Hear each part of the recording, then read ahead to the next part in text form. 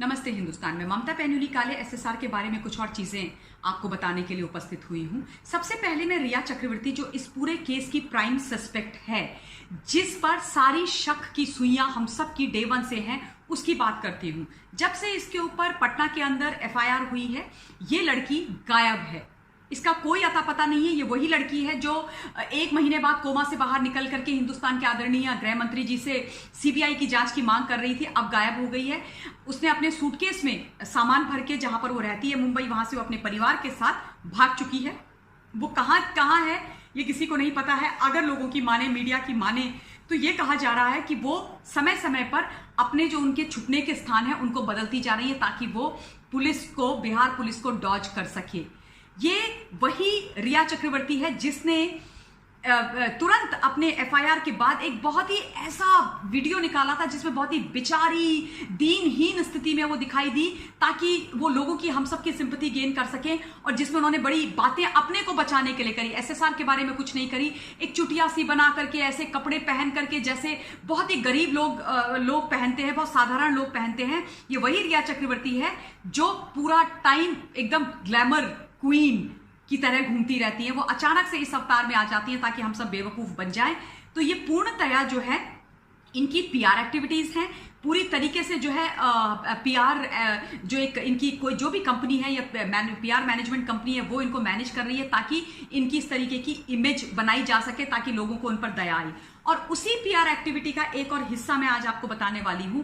बरखा दत्त जो main stream media में कुछ समय तक काम करती थी, अब कुछ और कर रही हैं, वो बरखा दत्त जिनके साथ मैंने भी डिबेट्स करी है मेन स्ट्रीम मीडिया में, लेकिन मुझे बहुत दुख होता है कई बार कि जब भी हिंदुस्तान के पक्ष में या सही चीज के पक्ष में या सही विषय के बारे में बात करने की, सच्चाई के साथ खड़े होने की बात होती है, मैंने बरखा को कभी भी सच्चाई के साथ खड़े होते हुए नहीं देखा। और उसी क्रम में आज उन्होंने वो काम कर दिया। उन्होंने एक कोई विदेशी महिला है जिनका नाम सुजैन है, जो कहती हैं कि अब वो क्लेम कर रही हैं कि मैं जो हूं एसएसआर की थेरेपिस्ट थी, और वो कहती हैं कि मैं नवंबर 2019 में सुशांत सिंह राजपूत को मल्टीपल टाइम्स मिली थी रिया चक्रवर्ती के साथ, और उनको बाइपोलर डिसऑर्डर था, और मैं उनको ट्रीट कर रही थी, उनको थेरेपीज दे रही थी। और रिया चक्रवर्ती की तारीफ के पुल वो बांधती हुई सुनाई दे रही हैं while talking to this female called Barkha Dutt, कि वो बहुत ही स्ट्रॉन्गेस्ट वुमन है, उसकी बहुत बड़ा स्ट्रॉन्ग सपोर्ट थी, वो उसका बहुत ध्यान रखती थी, ब्ला ब्ला ब्ला। तो अब आप मुझे ये बताइए, क्या ये पीआर एक्टिविटीज नहीं है? ये औरत आज से पहले कहां थी? इतने 50 दिन से ऊपर हो गए, कहां थी ये थेरेपिस्ट? इतने दिन से ये क्यों नहीं बोली? क्या ये एफआईआर होने का वेट कर रही थी रिया के ऊपर? क्या तमाशा ये सब चल रहा है? तो ये जो पीआर एक्टिविटीज है, नौटंकी रिया चक्रवर्ती कर रही है, ये ना समझे कि इसके इस झांसे में अब देश आने वाला है, ऐसे कुछ भी नहीं होगा। दूसरी बात, मैं अब मैं आती हूं इनके कुक की एक स्टिंग ऑपरेशन मैंने देखा रिपब्लिक भारत के अंदर, जिसमें वो ऐसी बातें कर रहे थे जिनको सुनकर के मुझे ये लगा कि पूरा जैसे भोजन बनाने के लिए इंग्रेडिएंट इकट्ठा करके आप कोई डिश बनाते हैं और उसके बाद आप उसको परोसते हैं, वैसे ही उन्होंने अपनी बातों में भी अपने सारे इंग्रेडिएंट्स उन लोगों से लेकर के, जो इसके पीछे हैं, उनसे लेकर के उन्होंने एक डिश तैयार करी है बातों की, और उसको हम सबके सामने प्रस्तुत कर दिया है। वो कहते हैं कि वो सुबह ठीक थे, उन्होंने जूस पिया, वो खुश थे, उसके बाद वो अपने कमरे में चले गए, हम नॉक करते रहे, धीरे धीरे उन्होंने अपना दरवाजा नहीं खोला, उसके बाद हमें चिंता हो गई, फिर हमने दोबारा से नॉक किया, जब थोड़ी देर हो गई, काफी देर हो गई इनफैक्ट, तो हमने उनकी सिस्टर को फोन किया कि ये दरवाजा नहीं खोल रहे, हमने मुंबई पुलिस को फोन किया, और उसके बाद जब उन्होंने दरवाजा नहीं खोला तो हमने लॉक स्मिथ को फोन किया, यानी ताले चाबी वाले को फोन किया, लॉक स्मिथ को फोन करके घर पे बुलाया, उससे इनके डिस्कशन हुए कि दरवाजे को तोड़ा जाए या उसकी चाबी बनाई जाए, और उसके बाद ये कंक्लूजन पे ये लोग पहुंचे कि नहीं, हमने दरवाजा तोड़ा था, हमने उसकी चाबी नहीं बनाई थी, और दरवाजा हमने ऐसे धीरे से तोड़ा कि वो दरवाजा पूरी तरीके से अंदर खुला नहीं। आपको आश्चर्य नहीं होता है? कई बारी आपके हमारे घर की चाबियां भी खोई हैं, अगर कोई दरवाजा तोड़ता है, एंड स्पेशली वो नॉक वाला अगर उसका दरवाजे का हुक होता है, तो उसको अगर आप तोड़ रहे हैं, अगर तोड़ने वाला व्यक्ति तोड़ रहा है, वो तोड़ेगा पकड़ के, उसके बाद वो धक्का मारेगा तो उसकी उस फोर्स से दरवाजा खुलेगा, और सबसे पहला व्यक्ति जो होगा एसएसआर को फंदे से लटके हुए देखने वाला, वो ताले चाबी वाला होगा, ना कि वो लोग जो बात कर रहे हैं, कुक और उनके साथी लोग, सिद्धार्थ पिठानिया जो भी उनका नाम है, वो नहीं होंगे। लेकिन ये कहते हैं कि नहीं, हमने उसको तो 2000 रुपए दिए, उसको भेज दिया, उसके बाद दरवाजा खोला। क्यों? ऐसा क्यों किया तुमने उसके सामने दरवाजा क्यों नहीं खोला? पहली बात यह है कि जब भी दरवाजा तोड़ा जाता है फोर्स से खुलता रहता है। भैया किसको बेवकूफ बना रहे हो? किस किस तरीके की कहानियां कुक कर रहे हो कुक साहब? कुछ समझ में नहीं आ रही। और तुम कहते हो कि तुमने उनकी सिस्टर को फोन किया था, तुमने मुंबई पुलिस को फोन किया था, तो फिर जब लॉक स्मिथ को बुलाया था तो तुमने मुंबई पुलिस और उनकी सिस्टर का वेट क्यों नहीं किया? जब तुमने इतना वेट कर दिया था, सुबह से तुमने 2-3 घंटे निकाल ही दिए थे, तो थोड़ा सा टाइम और वेट करते, उनकी सिस्टर को आने देते, पुलिस को आने देते, उनके सामने खोल देते। पर तुमने ऐसा कुछ नहीं किया। तुमने बोला कि उसके बाद वो न्यूज सिद्धार्थ पठानिया ने काटी और वो बॉडी लिटरली बेड पर गिर गई। ये कहानी मेरी समझ से बाहर है।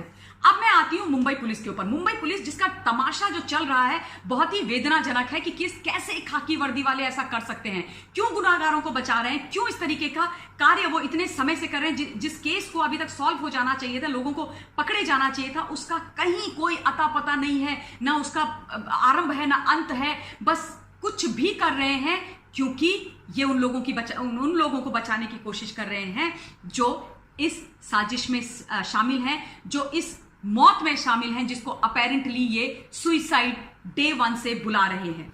अब उनके परिवार, उनकी सिस्टर के हस्बैंड ने फरवरी 2020 से मई 19 तारीख से लेके 25 तारीख तक मुंबई पुलिस के डीसीपी, बांद्रा के डीसीपी को मैसेज पर मैसेज करे थे, जिसमें उन्होंने साफ लिखा था कि किस प्रकार से रिया और रिया का पूरा परिवार, उनके माता पिता और भाई ने उनकी जिंदगी को पकड़ के रखा है एसएसआर की, और उनको ये बोल करके कि तुम जो हो, तुमको मानसिक बीमारी है और मेरे पिता डॉक्टर हैं, ये बोल करके कि हम तुम्हारा इलाज करेंगे, तुम्हें ठीक करेंगे। वो उन्होंने उनको एसएसआर को अपने साथ, अपने पूरे परिवार के साथ एक एयरपोर्ट के बगल में एक रिसोर्ट है उसमें शिफ्ट कर दिया और वो वहां पर एसएसआर के साथ कई महीनों तक रही है। आप सोचो, जिस व्यक्ति का अपना घर है, जो अपने उसकी सिस्टर वहां पर है, उसको लेकर के तुम पूरे का पूरा परिवार एक रिसोर्ट में बंद कैसे हो गए? ऐसा क्या इलाज तुम लोग कर रहे थे?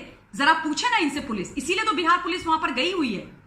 और उसके बाद वो कहते हैं कि ये सारी जानकारी फरवरी 19 से लेकर 25 2020 तक उनके जीजा जी डीसीपी को दे रहे हैं बांद्रा के। और ये भी बोला गया है कि उनकी लाइफ जो है, जब से रिया ये सब करने लगी है तब से एसएसआर की लाइफ है स्टार्टेड गोइंग डाउन हिल।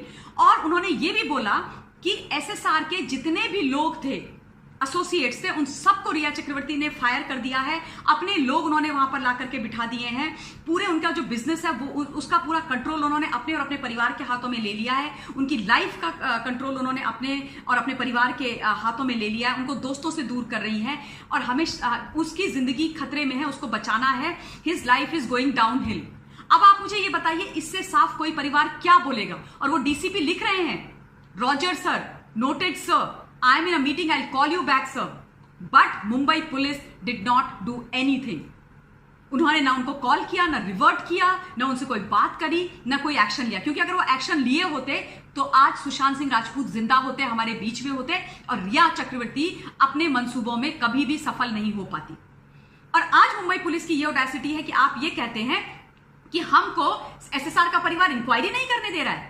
शर्म नहीं आती आपको ऐसी बात करते हुए? एक परिवार जिन्होंने अपना बेटा खो दिया, उनको ये नहीं पता कि उनके बेटे की मृत्यु कैसे हुई है। 40 से 45 दिन उन्होंने तुम्हारा इंतजार किया, फरवरी 19 को तुमको बता करके रखा, तब से लेकर अब तक तुम कुछ नहीं कर पाए। तो उसके बाद भी क्या वो एफआईआर नहीं कराएंगे उस लड़की के ऊपर, उस परिवार के ऊपर जो दोषी है सुशांत सिंह राजपूत के?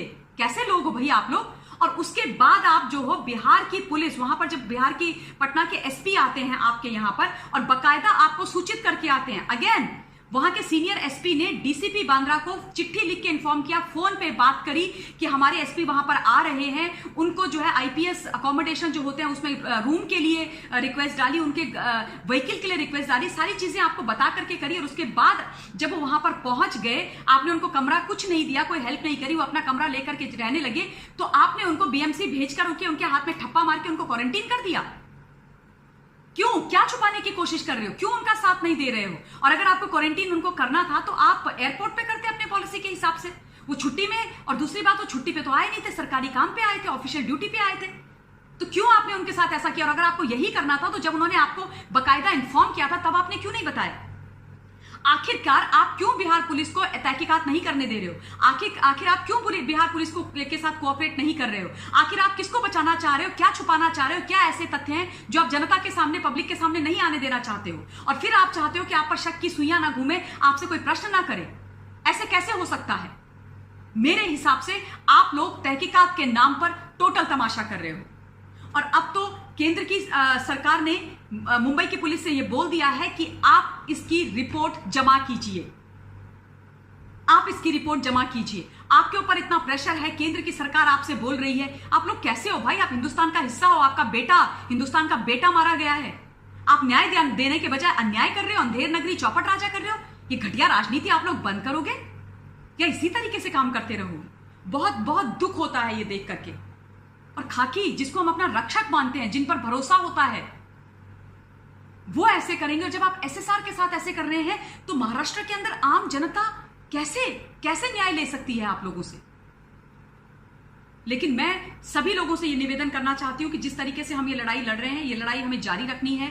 हमें एक दूसरे का साथ पकड़ के रखना, हमेशा हाथ वर्चुअली पकड़ के रखना है और डीमोटिवेट नहीं होना है, क्योंकि आज जो जितने भी परिणाम हैं, मेहनत है, उनके फल आज हमारे सामने आ रहे हैं। अगेन वो 3 शब्द बोलना चाहती हूं कि हम होंगे कामयाब, हम हो रहे हैं कामयाब और हम होके रहेंगे कामयाब।